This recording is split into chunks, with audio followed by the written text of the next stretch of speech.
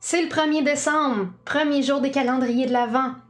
Moi, je vais faire le calendrier de l'Avent de Code, adventofcode.com. À chaque jour, un nouveau défi de programmation que je vais faire en Ruby. Je fais ces défis en direct sur Twitch. Vous pouvez avoir le lien en bas ici si ça vous tente de les voir en direct. Voici un résumé de comment ça s'est passé pour ce premier défi.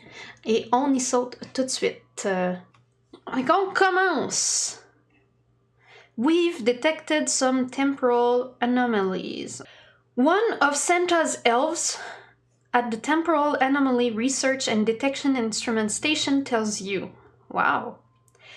She sounded pretty worried when she called you down here. At 500-year intervals into the past, someone has been changing Santa's history. Okay, the good news is that the changes won't propagate to our time stream for another 25 days, and we have a device. She attaches something to her wrist that will let you fix the changes with no such propagation delay.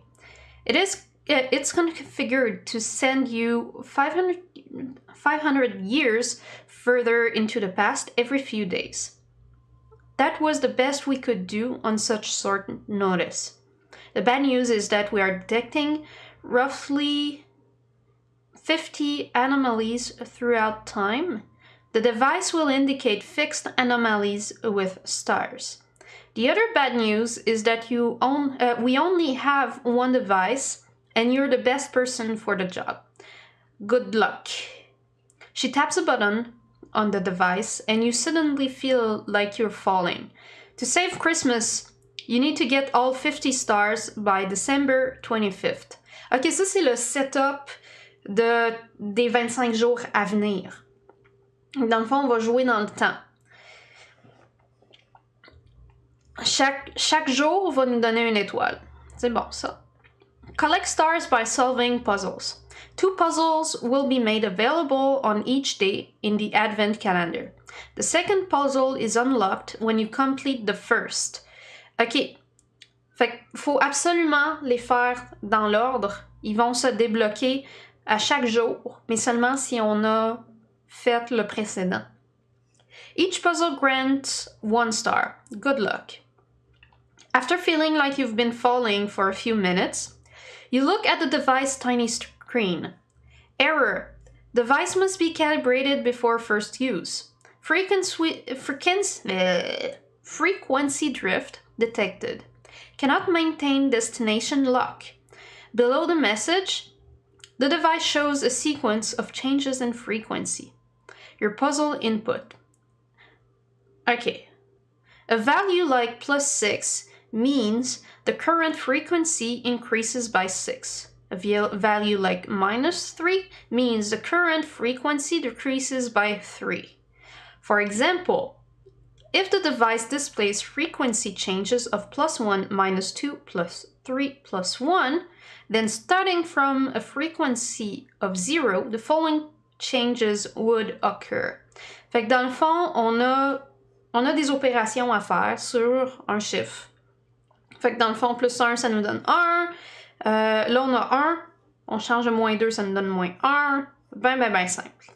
Des plus puis des moins en séquence.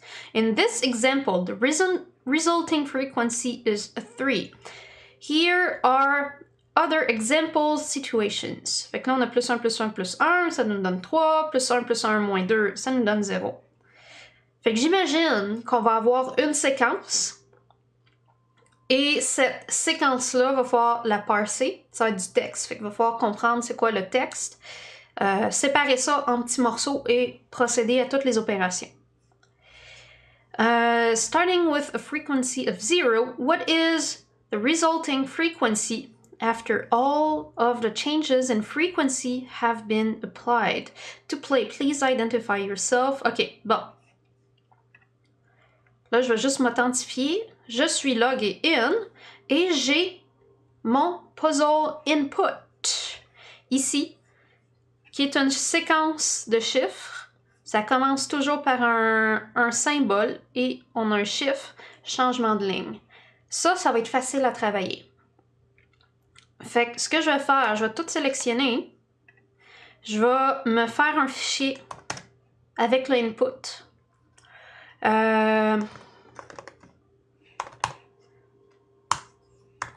Je colle tout ça. Oh, on a un gros chiffre à la fin. OK. Je vais juste vérifier que c'est bien celui-là. Est-ce que le texte est assez gros pour vous ici ou est-ce que je devrais zoomer un peu plus?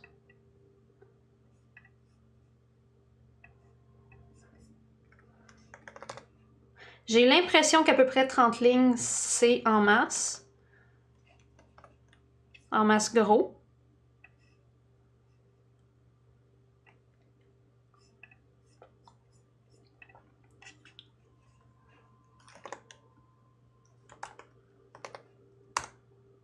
Donc là, j'ai ici mes deux fichiers sur lesquels je peux switcher. Là, on est dans le fichier Ruby et il faut que je lise ce fichier-là, qui sont dans le même dossier, ça facilite les choses. Donc,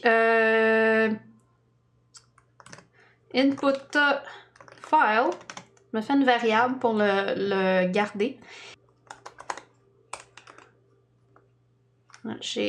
Il s'appelle input txt. Le mode, c'est read, do.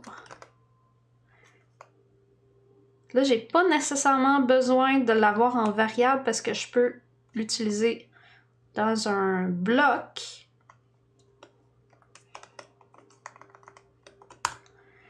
Et là,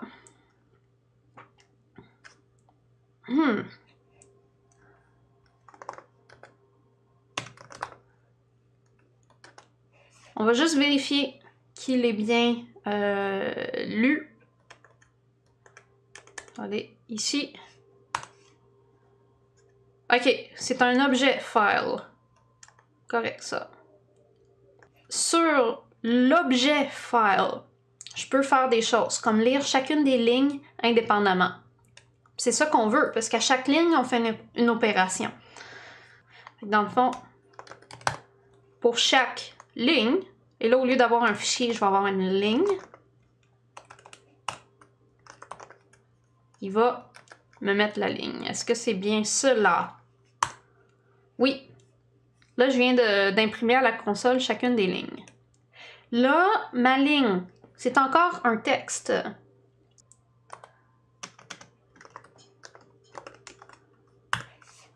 Cheval musclé, tu viens d'avoir... Bon. On commence à 0. Donc, frequency égale à 0. Frequency égale à opération plus. Attends, je veux faire un plus égal.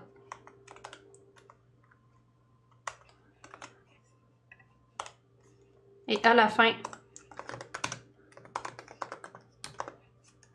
en théorie, j'ai déjà ma réponse.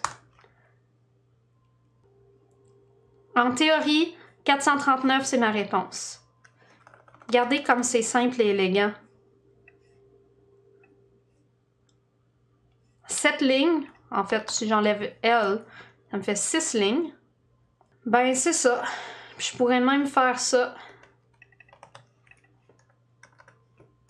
Puis là, si j'ai juste une ligne, je pourrais...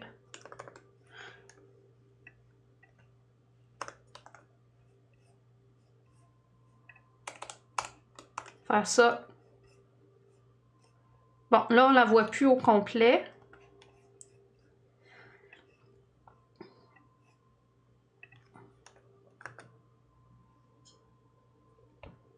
Voilà. 3 lignes de code.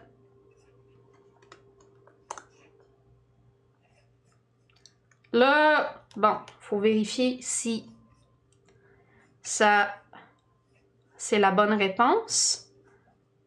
Je submit. C'est la bonne réponse.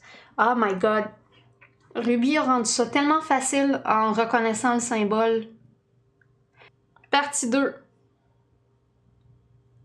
Il y a plus d'une partie. OK. Il y a plus d'une partie. Ça, c'est bon. Je voulais pas avoir fini tout de suite. OK. You notice that the device repeats the same frequency change list over and over. OK. To calibrate the device, you need to find the first frequency it reaches twice. Donc, for example, using the same list of changes above, the device would loop as follows. Fait que là, on commence à 0. Changement de 1, c'est à 1. Fait que là, on est à 1. On change de moins 2, on est à moins 1. Là, on passe moins 1. Change of plus 3, ça donne 2. On est à 2 plus 1, ça donne 3. Blablabla, blablabla. Là, on est à 3. Plus 1, ça donne 4. OK. À 4, donc moins 2, ça donne 2. Et 2, on l'a déjà vu. Fait que là, il faut garder une liste des fréquences qu'on a eues. OK. In this example, the first frequency reached twice is 2. Note that your device might need to repeat its list of frequency changes many times before a duplicate frequency is found. Fait que là, si on n'a pas de fréquence répétée, il faut recommencer.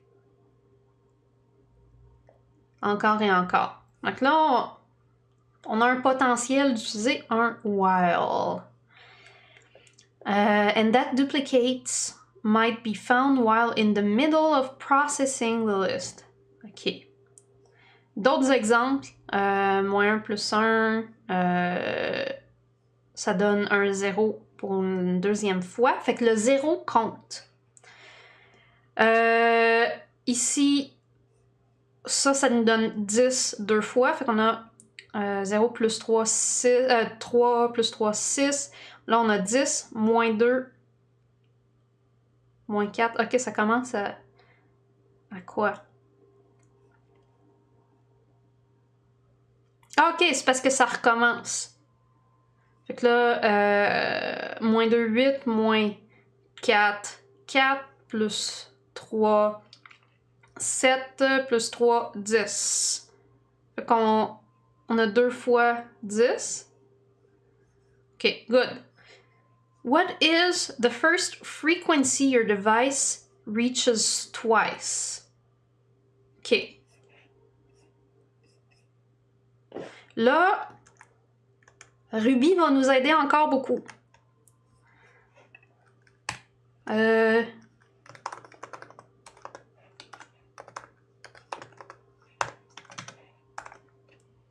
je me fais une liste pour les garder. Là, je vais revenir à plusieurs lignes, ça va être plus facile à travailler. Oups, j'ai mal splitté ça. Fait que là, ici, avant de faire mon opération, je vais pitcher ma fréquence ici. OK? Fait que là, ce qu'on devrait voir, si je fais puts frequency history, c'est que là, si j'exécute ça, je vais avoir une liste de toutes les frequencies que j'ai obtenues. Fait que je fais ça ici. Fait que j'ai ma liste. Mais là, le chiffre me semble vraiment gros. Les chiffres me semblent vraiment gros parce que c'est supposé d'avoir... Tu sais, ma précédente réponse était d'un 400 quelques, là.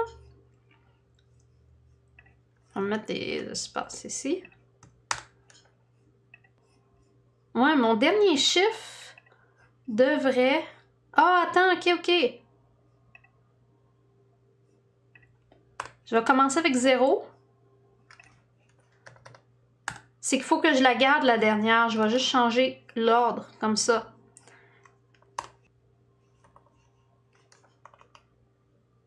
C'est ça l'affaire. Bon. J'avais juste besoin de changer l'ordre pour avoir le premier et le dernier. Parce qu'on commence à 0 et on termine avec un chiffre. Fait que là, bon.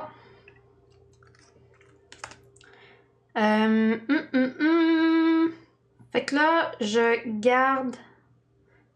Là, j'ai un each ici. Il faut que je sois capable de le reboucler. Mais on va commencer par regarder si dans la première passe, on a un doublon.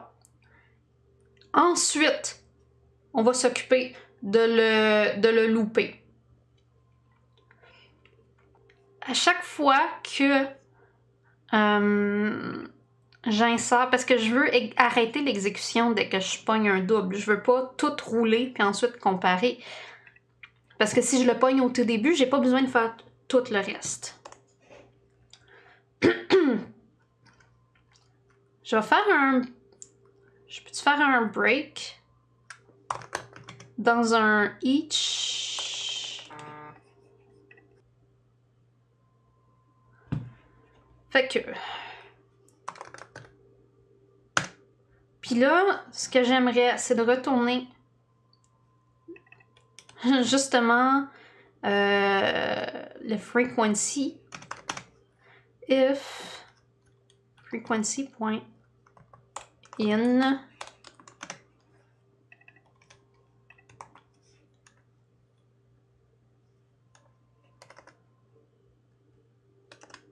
Oups.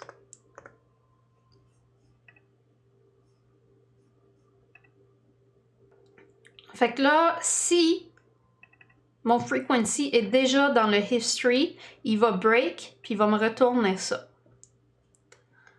Là, ça s'en devient un peu weird, mon affaire.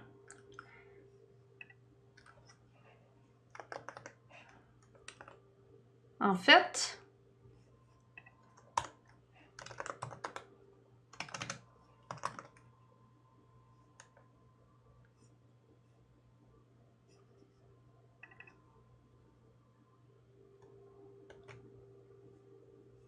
je peux faire un break. Un peu. Il va pas me le retourner parce que le each...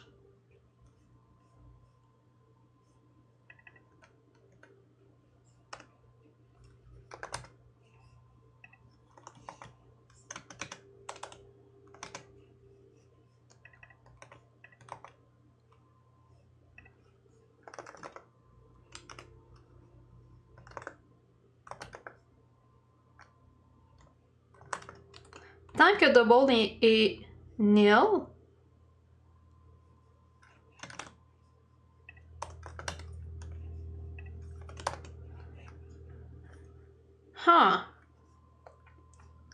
tant que j'ai pas trouvé mon double, il va ouvrir le fichier, il va faire le each. OK.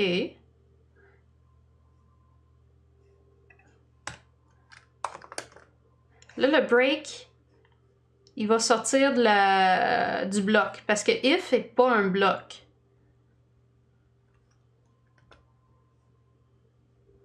Là, je veux pas le frequency history, je veux le double. Ça devrait fonctionner. Là, j'ai un while ici. Il y a des chances que j'ai une boucle infinie si j'ai mal codé mon affaire. On va l'essayer pareil. Ça explosera si ça l'a à exploser. Traceback, nanana. Ah, j'ai pas in. OK, parce que c'est un integer. OK. Le in, je pense que c'est une méthode de Active Support. Active Support, c'est une librairie qui me donne plein de méthodes très utiles. Je vais voir si includes. Je vais voir si l'inverse fonctionne. Dans le fond, si ma liste inclut frequency, on va voir. Là, ça prend du temps. Probablement que ma book while, elle est infinie.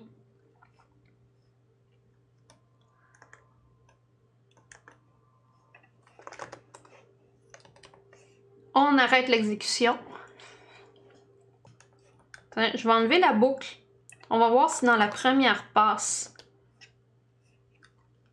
ça marche. Non.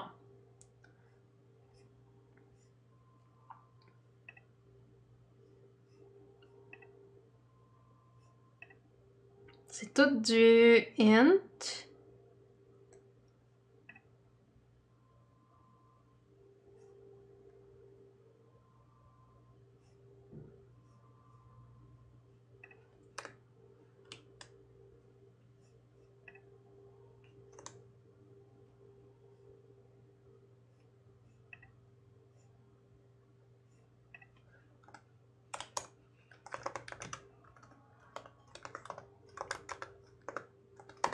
Je vais juste voir s'il va sortir quelque part. Non.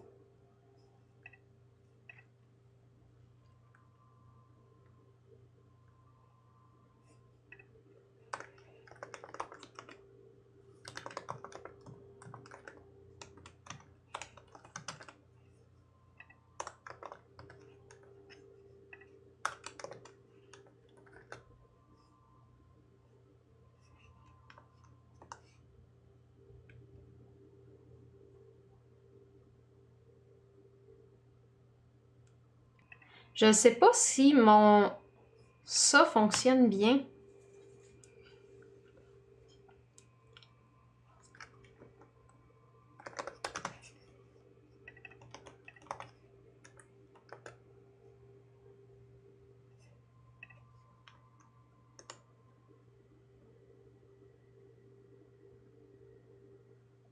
Il y a de l'air...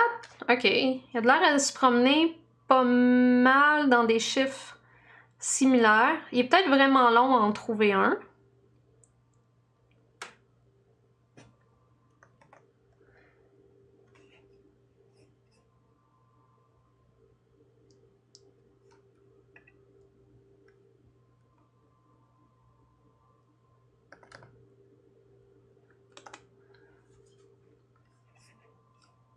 Je vais faire quelque chose.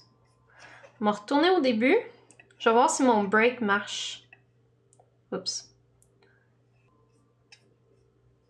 Mettons 24.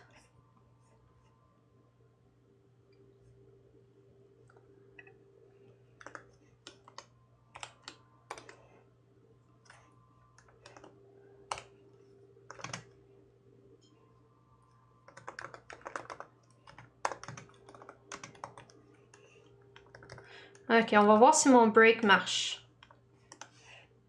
Oui. Il fonctionne. Il faut juste attendre longtemps.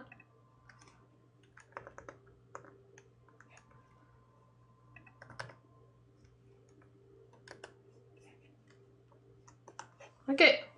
On va voir si un moment donné, on tombe dessus.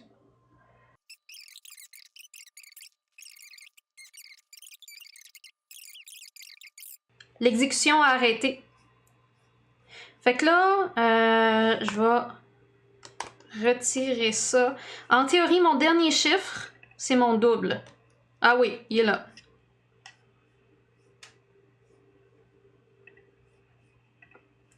On va voir si j'ai la bonne réponse. J'ai une étoile d'or. Fait qu'on a complété le jour 1. Ta ta ta ta ta ta ta. J'espère que vous avez bien aimé cette première édition du calendrier du code, ce premier défi. Après avoir réussi, on a passé à peu près une demi-heure à optimiser le code. On a passé de 55 secondes d'exécution à moins d'une seconde. Si vous voulez savoir comment on a fait, allez me suivre sur Twitch et lâchez-moi un petit sub. À la prochaine.